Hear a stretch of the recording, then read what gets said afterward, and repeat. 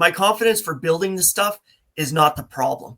What my problem is, relaying that confidence to the person I'm doing the pitch to. To some point in time, it's just like, oh, stop talking already. Like, I can do it. Just let me do it. Like, no more talking already. Here, I'll show up tomorrow and I'll show you what I got. To verbally describe this to you and kind of, feel like you have to butter people up sometimes, I kind of get annoyed with that a little bit. But I do understand that, yeah, you know what? You have to gain the confidence somehow, and you can't drag around your customers to the past 15 years of your experience. Say, hey, look, if I can do this, then you know what? What's your problem? Just let me get started here. I'll show you. Like, not a big deal. Yeah. What's up, everyone? Welcome back to Onsite. This is episode 13, and today we have a special guest, Greg, one of the contractors inside of our community. Greg is set up in Vancouver somewhere, which we'll dive into. He's worked on a bunch of new construction. He's got a bunch of great projects on the go, and I'm super excited to dive into this. And I really appreciate everybody who's currently supporting this show, which is, it's growing. It's getting some really good traction. So we don't have any sponsors. We don't get paid for this. So at the end of the day, the only way we can grow this is if you share the show. So I need you to share the show with your friends, family, whoever. Just share it if you support it. If you believe in what we're talking about, just share it with somebody that could benefit from this. Greg, I'm super excited to dive into this today with you. Greg, tell us a little bit about who you are, where you're from, and the name of your company. Well, my name is Greg. I'm from Abbotsford, which is about 45 minutes to an hour north of Vancouver. Smaller town, probably about 250, 300,000 people. And I born and bred into kind of general contracting. And it's been 23, 24 years. I was thinking about it there the other night, and spent kind of well-diversed. Started out in working for my dad there on the construction sites during the summer, and kind of just morphed into, tried a couple of small businesses on my own in my early 20s with a buddy. And, quickly realized that, the whole partnering with friends and that wasn't quite the best experience. And so I ended up going back to my dad's general contracting business, where I got stuck into some bigger roles. So a couple of, $15 million institutional renovations, baptism by fire in a 60-unit apartment block, where I oversaw that right from parkade to doing the final walkthroughs with the homeowners, to looking after a 68-unit townhouse site spread over 4 acres. And then had the opportunity to do a high-end residential home in Vancouver, and kind of sparked the interest to make the shift there from the commercial to the residential. As a little bit more opportunity to stop being such a cookie cutter. And cookie cutter. I like working with the individual homeowners as well too. Meeting the different personalities, and it gives you the opportunity to experience different genres of housing too, right from more of a craftsman style to a more modern style, and all the new implements of what people are excited about in their homes, or what means the most to them. And they kind of captured my attention, and just kind of morphed from there. Well, that's awesome. Well, you're a very well decorated contractor from BC, and I'm super excited to have you here today. And I love how it's kind of been a journey with you, including your dad and your family and all that kind of stuff, which is wild, because a lot of the conversations that we have in here seem like they're very similar regularly. And the name of the show is called Onsite, because we're just talking about some of the things that we experience, some of the things that we learn, some of the things that are happening on site, and so I'm excited to dive into some of the experiences that you've built. So well-decorated contractor, done a lot of big commercial, done a lot of larger projects, also done some residential, lots of residential on the go right now. Probably when you're faced with like a bathroom renovation, probably feels like it's so small. It probably just feels so minute. All of the tasks are probably so tiny. Probably can be a little bit deflating at times as well when you're working on those smaller projects, just considering the things that you've done. But the things that you've done are with other people and their businesses, right? And so now the things that you're doing are you and your business. I find a lot of contractors that we work with inside of the community, like obviously you're in our community, but a lot of the contractors that we work with inside of our community are really well versed in doing all the things, but the business side of it is just the next adventure or something that was never a part of that journey originally. And so it's cool. I didn't know that you were like, we've had a lot of conversations. I didn't realize how decorated you are with the work that you've done in the larger commercial sector. So you're in BC, one of the nicest places in Canada, outside of Banff, which is in Alberta, which we could fight between Alberta and BC, which one's better. Agreed. But, we don't get as much rain in Alberta, which I think is good for me. I don't like rain. I'm like a sugar cube. I just melt in that shit. So in all honesty, back in the early 2000s, I spent 2.5 years out in the oil patch working for Precision Drilling, doing a roughneck. And I tell you, there still are some days when, even though we were, doing a rig move and it was minus 30 out, man, the sun was out and you quickly forgot how cold it was until you couldn't feel the end of your fingers. But Alberta certainly was beautiful, especially the northern lights at night too. That was second to none. On a couple of the rig moves there, it felt like you were so close to it, you could almost reach out and grab it. No way. So you worked for Precision. So I remember before I got into construction, I was super young. And I was raised by a single mother. And so newspaper was big. That was how you did everything, was with the newspaper. And so I told my mom, I was like, yeah, I'm going to go get this job. I'm going to go work on the rigs. And I couldn't get a fucking job. I couldn't get it. I didn't know how to get a job, for one. And maybe that's why I'm an entrepreneur.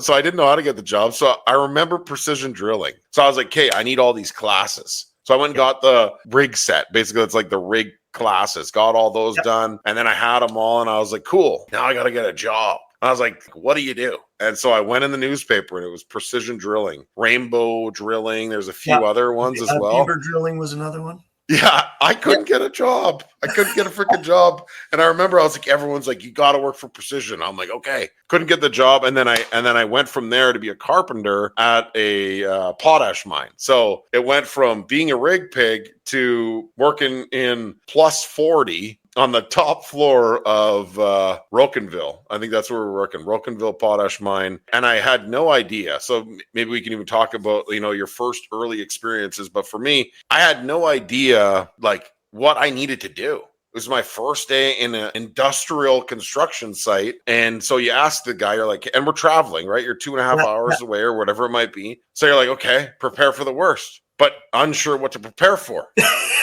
So I went, I haven't really shared this story yet, but I mean, this is about you, but I'm going to just lean into this because I think it's a great story and you can learn a little about me and my first journey. And it gets me emotional because it was so bad. I didn't know what kind of tools I needed. And we were building scaffolding at the time. And so my mom got me a tool belt, got it from a garage sale. No word of a lie. No word of a lie. I had a fiberglass hammer with curved claws. Oh, nice. Yeah. Yeah. And it was like, I don't know if it was a 20 ounce, might even been a 19 ounce hammer and a toy tool belt. And I didn't know if we were working inside or outside because I was preparing for the rigs. I had all the rig gear. Like I was ready to work outside. Yeah. So I had the big winter boots and I was like, oh, okay, I'm going to work in minus 40. I got everything. I'm ready to go. Right. And I was like, care. So I called the guy, remember, who I talked to, and he knows who he is. And we're friends, but he knows who he is. And I said, hey, are we working inside or outside? Well, outside, but then also inside. I'm like, okay, so like more in or out? He's like, well, it's kind of in and out. I'm like, okay, mostly outside then. I'll be good. So I brought all my winter gear, nothing else. Nothing else. Prepared for winter. I thought I could just take off my coveralls and my coat and just, go from there. So we're actually working inside. We're hauling material from outside, minus 40, to inside to the top floor of this place, which was plus 40.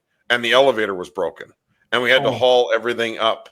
And that was my job because I was the new guy. For an entire week, 7 days, living on the road, I walked up and I didn't have regular steel toe boots, and I have like really big feet, so we're in a small town. I can't just go buy boots. They just don't fit. And so I ended up hauling. This was my first job. I ended up hauling material up 12 stories, stairwell, plus 40 in winter boots. Like it was just horrific. And the worst part was that hammer. I was like, hey, I got to break the banding. So I used this clawed hammer to break the banding. I broke the hammer. So that was my first experience as a contractor. And I mean, everybody has unique stories and unique memories, but I also didn't have a dad. I didn't have a father. I had a bunch of uncles and big brothers and people like that in my life. And they gave me a lot of directional insight on how to be prepared. But man, I don't know, just all fell apart. I'm thankful for that experience because it was 7 days of hell, the hardest 7 days of my entire life for sure. Probably lost 20 or 30 pounds, but everybody's first week is an experience for sure. What triggered me to head out there was a good friend of mine that I went to high school with. He came back, or he had a connection out there some way or another. And anyway, that's what I didn't have was a connection. I didn't have a connection. I was looking in the newspaper and I'm calling, hey, I'm going to be your best asset. Hire me. My connection to him had no bearing on me getting a job with Precision. It was, I seen him come back one summer, or it's during spring breakup. He called me up. He's like, yeah, let's go out for dinner. And he showed up with this fancy new, that's when the GMC Sonoma High Riders first came out. So we pulled up for dinner. He pulls up in that. And I was like, yep. I like that. I want one of those. So anyways, a little bit of BSing. And at that time, I was still working for my dad, but we were doing leaky condos. The work was just monotonous. You were ripping stucco off the wall. You'd rip the moldy, rotten plywood off the wall.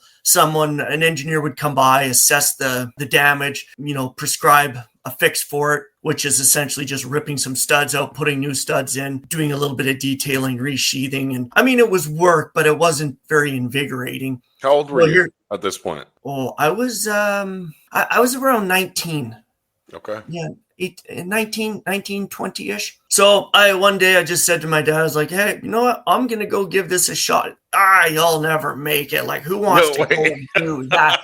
And that was like, checkmate. Let's get this done. So within 2 weeks, I packed my roughneck suitcase, and a couple of buddies of mine were actually in Edmonton already going to college there. So I bunked with them for a bit, went out to, was it Nikusp? No, Nisku, pardon me. I got myself an interview there. 4 days later, they put me through a little training session. And then it took about 2 weeks before they assigned me to a rig. And that's one thing you don't see anymore is hazing. The hazing that went on. We were working Grand Prairie. It was a 2-hour drive into Grand Prairie. Where exactly out in the Tules, I can't remember anymore. But so there was nowhere to run. There was nobody to cry to. It was, you take your lumps and you all go to camp together that night, and you just bite your tongue and you show up the next morning and you give her again. And at the end of my first 2-week hitch, the Derek Hen came up to me. He's like, yeah, I says, next shift, you better pick up your socks because, the guy's looking to get rid of you already. I was like, well, no one tells me what to do. I'm new. Like, what do you expect? So 2.5 years later, when I decided I was going to go back to construction full time, the rig manager's like, oh, it would really be exciting if you could stay. You're such, such a valuable member to the team. I was like, oh, you guys are a bunch of a-holes sometimes. I'm not sticking around here any longer than I have to. Yeah. But then again, too, 10 years later, every now and then it's kind of like, you know what? It was all right. Despite all the shenanigans, it was all right. And my situation was very similar. We were on the road. I remember it. It was freaking hard. Like there was hazing for sure. Like I was working with like a veteran group of like the best of the best. They just go there. They live on the road. This is their life. They've been doing it for a decade already. They know the hotel manager. They know the restaurant. They have a whole system. I was almost at full fisticuffs with one of the guys who was a Golden Gloves boxer. Oh, wow. And he was just chirping me the whole time. He's like, come on, hurry up, quit complaining. And I'm just like, man, I'm fucking wearing winter boots. and it's plus 40. And I have to go all the way up there, nonstop, up and down, up. And every piece I was carrying. And I'm a big, strong kid. And, I'm just like, man, just fuck off for a minute, And so this progressed for whatever it was, 5 or 6 days. And the hazing's real. Like I remember they would put us in the box of the truck in the rain. It was just like, oh yeah, get out there, go. We'll drive around. We got to drive. Oh, we're going extra. Oh, we got to go. Oh, we got to go over the here. Just extra driving. But I remember we were in the bar because that's where we were, a small town in the bar, and the guy's like, hey, you better pick it up tomorrow. Like no more complaining and all this other stuff. I'm like, I didn't know what I was looking at. I was like, what are we fucking building? for one. I've never seen anything like this. It's hot as hell in here. I don't know if anybody's worked in a potash mine, but as soon as you go in there, your sinuses are cleared because you're huffing in salt. And I was breathing it was wild. So the hazing, when you said the word hazing, I was like, I almost got in a fight with a Golden Gloves boxer over the fact that I was done with this shit. And the crazy part was I came back the next week and they all said, wow, I can't believe you actually returned. I was like, yeah, I returned. I got regular boots. I got regular clothes. I don't have a freaking winter suit on, and I'm ready to go. You guys aren't going to scare me away. So you went from working on Precision, then 2 years, you were their worst asset to their best asset, and then you were gone.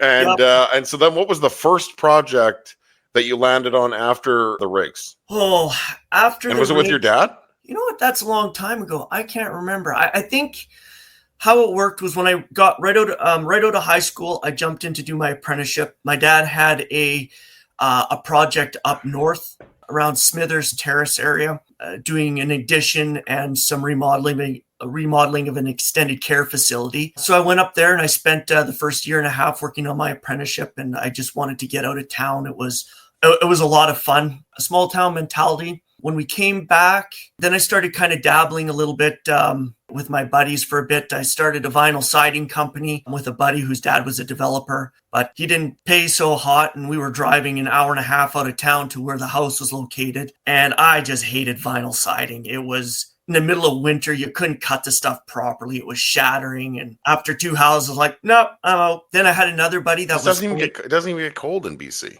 Well, up that neck of the woods there, it's usually about 10, 15 degrees colder than Abbotsford area. You're heading up towards the mountains there a little bit. Okay, fair enough. Then I went framing for a little bit, and that was a lot of fun. Working for my dad, it was because he's a general contractor. Generally what ended up happening is 95% of the jobs were all subcontracted out to major sub-trades. And I mean, the average size of the project that I worked on with him was either like probably a 40 unit apartment block, or it was, 40, 50 unit townhouse site, kind of mismatched in between. Some commercial work. Then back in the early mid 2000s was a big push on Vancouver city infrastructure. So at one point in time, he had anywhere from 15 to 20 between school additions and leaky condos going on at the same time. So he had about 100 employees. It kind of, it got big, and you kind of get lost in the mix a little bit. A lot of the older gentlemen, it was different mentality back then too.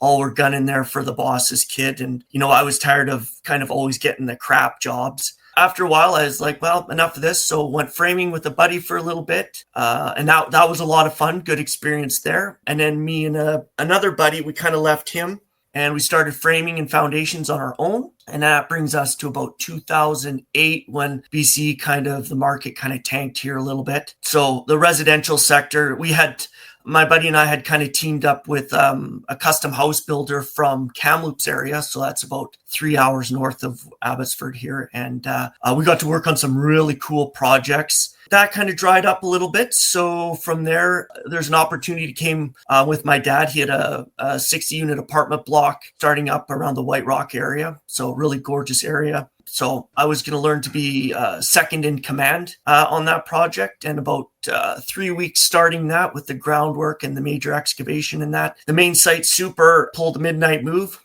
showed up to open up one morning, and the trailer was empty. There was nothing left. So I called them up, and it's like, hey, what's going to happen? He's like, well, I don't have anybody. So you want to learn some stuff? I'm like, well, let's give this a shot.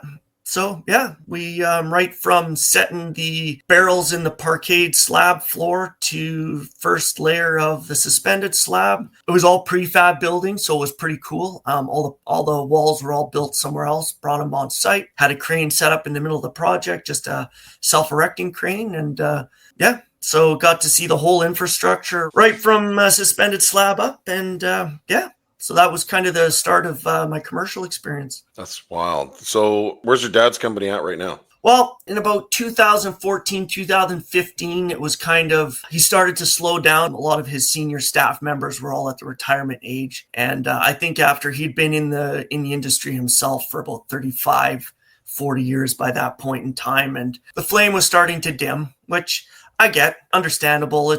Construction's a hard go. either way you look Yeah. at it. Whether you're successful or not successful, the effort is the same either way. And so we kind of partnered up a little bit, and I had anticipated kind of carrying on with the business that way, but it just didn't seem to happen. So at some point in time, we had a conversation, and his passion just wasn't there anymore. And so I was like, well, I'll just venture on to do my old thing. And, I didn't have any of the infrastructure to keep a big project management company going. So around 2019, I kind of, essentially started from scratch. I mean, all those years too, being on site, I mean, it was a lot of hours, but you're not really making a name for yourself, right? You're kind of stuck in a corner somewhere doing what you're doing. Not that you don't make trade contacts and that, but multifamily in the commercial industry is different than the residential. So to a certain degree, started, or incorporated a name and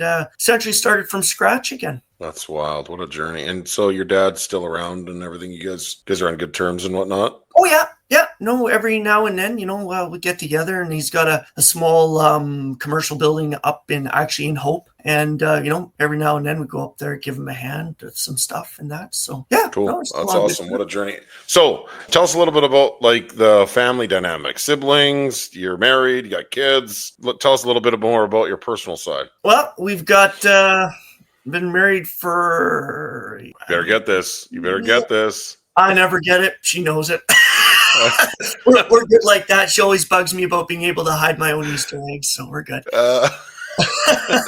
We're 16 years married, and ironically enough, she's from Kamloops too. So after my venture there with my buddy Framing and Forming up there, kind of we went our separate ways there. I moved back, and within a year I met her, and that's after I'd moved back down to the Lower Mainland from Kamloops. A little bit of a farm girl, liked horses and all that, so it was a perfect match. And we have 3 kids, 13, 11, and 9. I've got 2 younger brothers, and ironically enough, my younger brother is big into finishing, and recently just fired up a cabinet shop there about 2 years ago. So it's been awesome between the two of them. Best product bar none. Installation and product. So as much as I can use those fellas on my own project, I love supporting them. And awesome. You're 3 kids, so that'll keep you busy. Boy, girl, boy, what do you got there for? I have a boy, girl, boy, and not to take away from what we're doing here, but you want to talk about crossing something off your bucket list? My little girl, she's a spicy little number, and I ended up delivering her on my bedroom floor because we didn't make it there to the hospital. Yep. That was an experience and a half. So you're a contractor, you can birth a kid, and you can build a multifamily. Yep. Yeah. I dabble in a lot of areas. Please lose my number for the birthing thing. Did it once, can't say it's something I want to relive again. Wow. Oh my goodness. Wow. Sorry. I was just going through that in my mind for about 12 seconds, and I was like, yeah, that's an experience. That's a lot for a person to experience. That's what's cool about, people and this industry is like we were talking about on one of our calls, general contractors are problem solvers. That's what we do. Agreed. Whether or not we want to be a general contractor or not, if you're really good at solving problems, you probably could get by as a general contractor. Agreed. That's like the number one thing that you got to be able to do. I mean, I could probably birth a kid if I had to, but I wouldn't want to. So, I mean, props to you that you got that on your list. I don't have that one. So you got one thing on me. Yeah. Well, what can I say? It's a little nugget I keep in my back pocket. And every time she gets a little too spicy, he's like, hey. This is coming up at your wedding, just so you know. So take it easy on your old dad. That's amazing. Cool. Okay. Wow. What an experience. This is a great conversation. So tell us about some of the projects. So your company is North Built Construction, set up in Abbotsford, you said? Yeah. Yes, Abbotsford, BC. Yeah. Abbotsford, BC. And you've got a couple projects on the go. You finished up a custom home, was it last year? Yep. Yeah, end of last year was actually one of my most involved builds to date. We took on a high performance build. It was super cool. 10,000 square foot house. It was all ICF right to the underside of the trusses. part of the new practices. You laid all those bricks, like you did all the ICF? No, I had an experienced crew come in and give me a hand with that. I did jump in there for a number of days and work with them just to, know how to do it. And it's the new wave of the future here, ultimately, for energy efficiency, which is what province of BC and many other provinces across Canada are starting to mandate for energy efficiency and air tightness. So involved with this house, was ICF right to the underside of the trusses. It was a little bit of a rural property, so we ended up drilling a well 650 feet. We only were able to gain, 5.5 gallons per minute.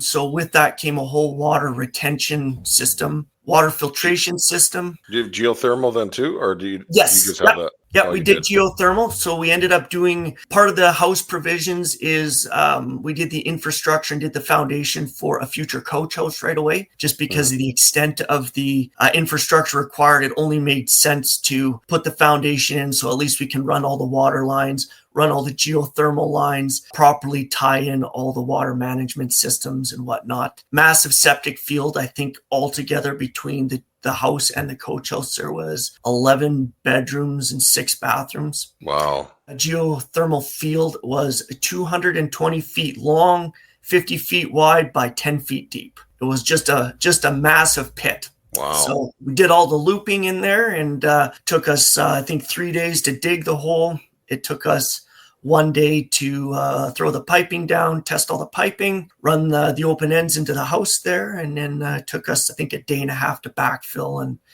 compact and whatnot. So, yeah, it was. That's quite the build. 10,000 square feet. Yep. We also had to. I wasn't involved with this because the homeowner themselves works for one of the major hydro suppliers of the province there. But he brought in a 600 amp service to feed the whole infrastructure. What can I say? Did you have solar then too? No, we put in provisions for future solar, but at this point in time, with the overall cost, it's something something that'll happen in the future. Mm-hmm. But again, too, lots of mixed feelings in the Lower Mainland about solar panels. Long and short of it is, right now, I guess you're getting lots of rain, so. Yes. Yeah. And I mean, the winters too, we don't quite get half as much sun, a lot of cloudy days. So that's always an impact on the amount of energy gained by the solar panels and whatnot. Right.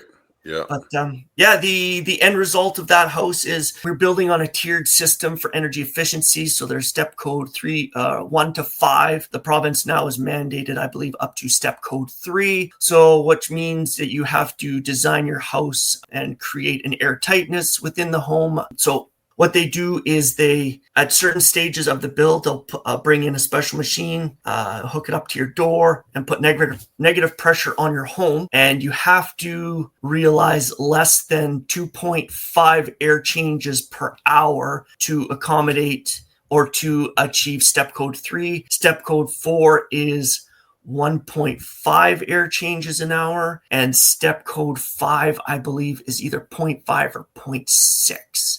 This is on 10,000 square feet too. So 10, lots of area for penetration. Oh. You've got a wood truss system. Was that what it was? Truss correct. System. Yep. And then, did you spray foam did you do spray foam or anything on the trusses or poly? No, we just did the regular prescribed vapor barrier on the attic trusses. Lots of stress there with detailing all the penetrations. There was a boatload of wires for, future speakers, media systems. They wanted the provisions for automatic shades for their windows, and then just the regular electrical and plumbing and HVAC. We had 2 HRV systems. We had 2 furnaces.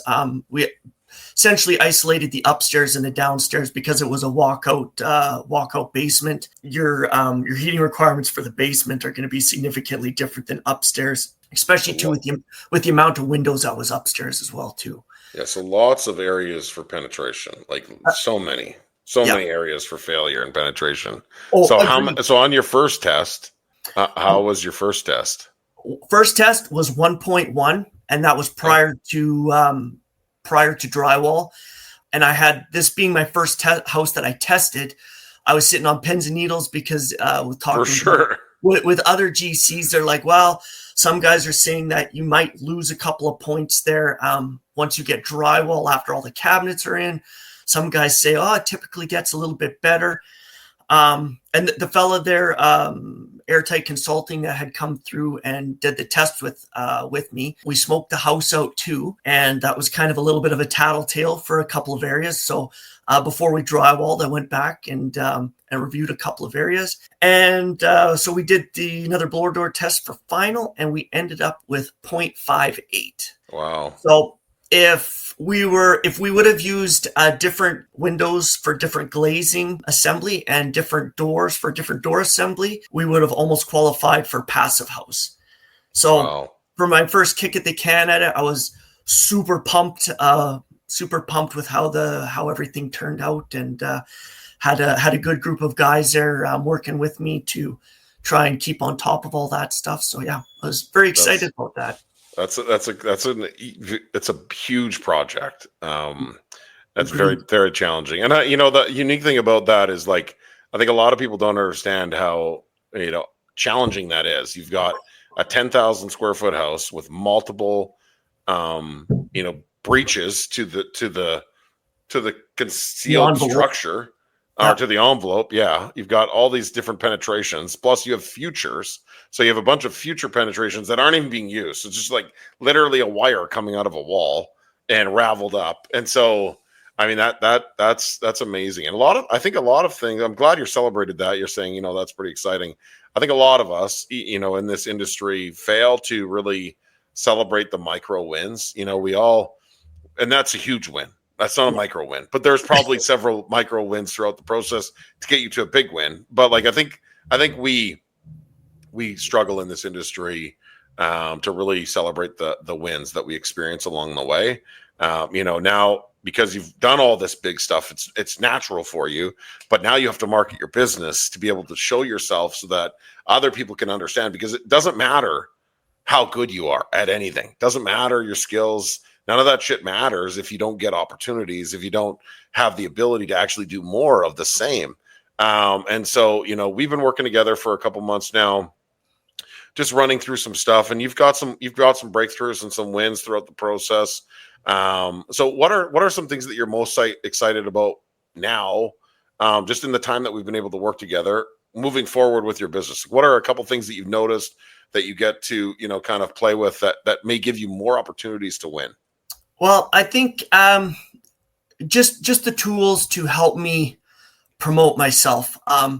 That last big house last year was kind of my was a huge breakthrough for me, but it was also one of my biggest downfalls. I spent all my time there ensuring that the end result was where I needed it to be, and achieve that, which I was successful in. But now I've come to the realization that as important as that is working on my business is just as important.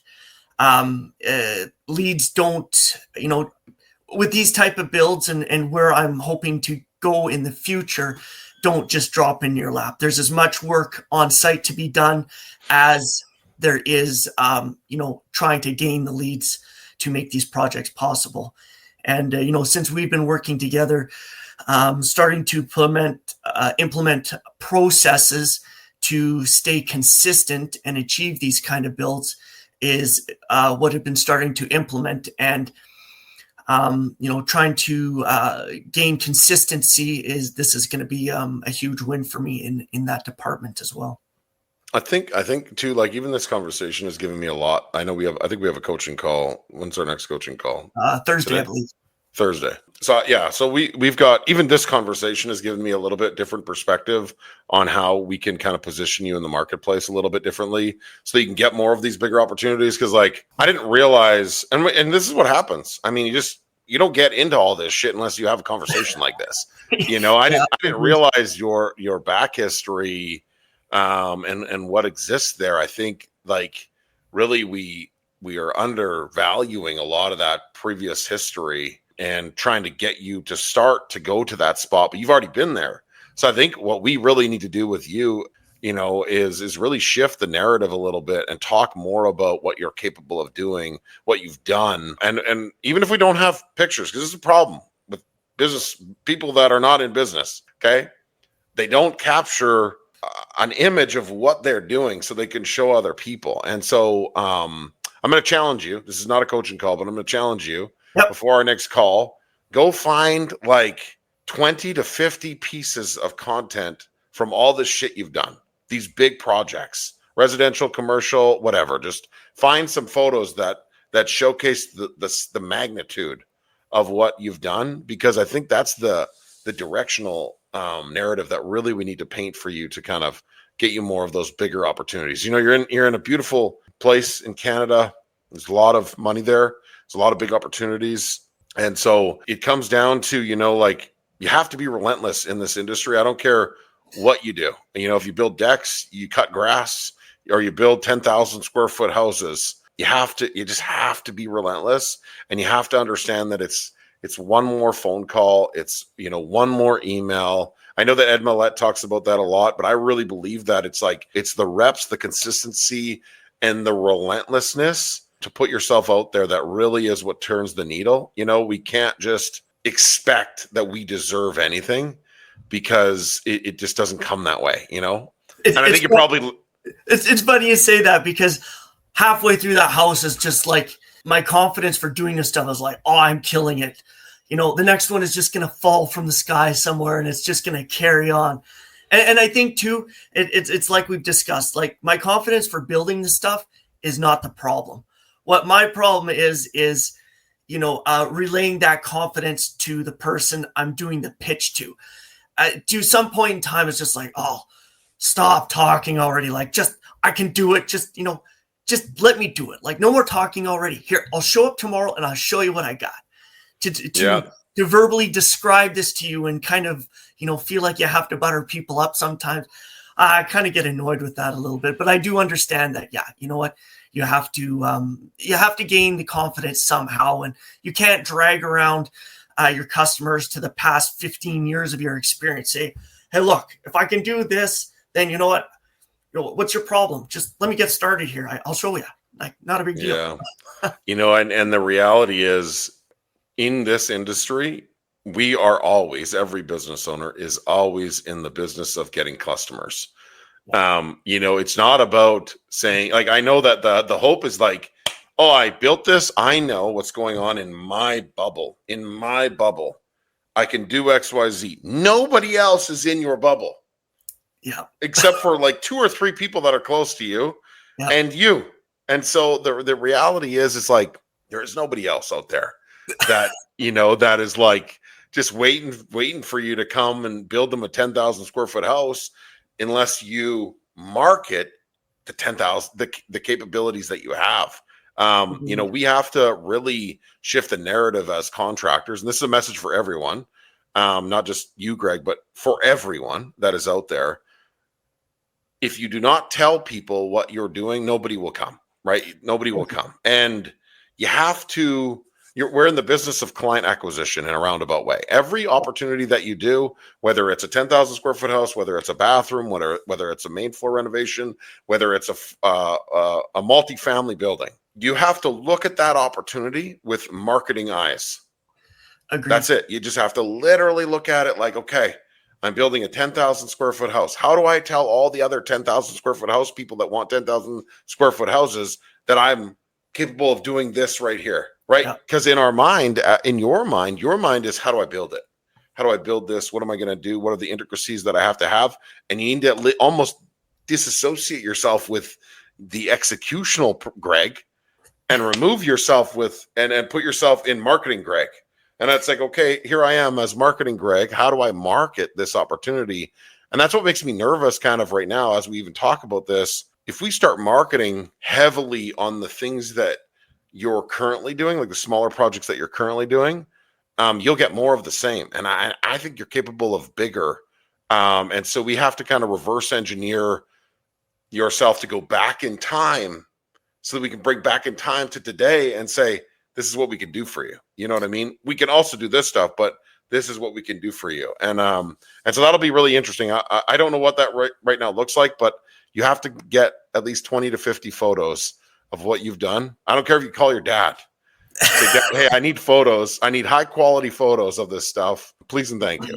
Yeah, I don't think that's a problem. Yeah, excuse me.